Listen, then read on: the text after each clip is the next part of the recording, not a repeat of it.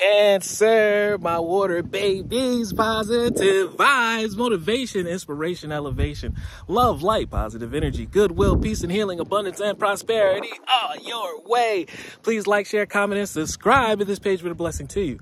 Check out my LinkTree. Link is in my bio. I do have some special treats there for you. Your word of the day is wisdom. It's time to ask for wisdom, knowledge, and understanding. Work smart, not hard. And once you get the download, once somebody comes by and gives you that right word of peace or word of admiration, the word of make sure that you can excel, give you that gift that you've been asking for, that answer, have a teachable spirit to be able to accept it, humble enough to actually influence and actually do what is actually told, and guarantee you're going to excel to the next level.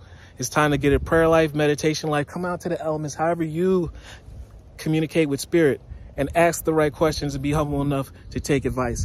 God has a plan for me, and I live here and now knowing the beauty is to come. I don't force things to happen faster than the universe has decided for me. I learn from small experiences. Take small steps in faith to succeed. Thanks to all my efforts, you are successful. Work smart, not hard. Love one another. Be kind to one another. Love yourself. I love you too.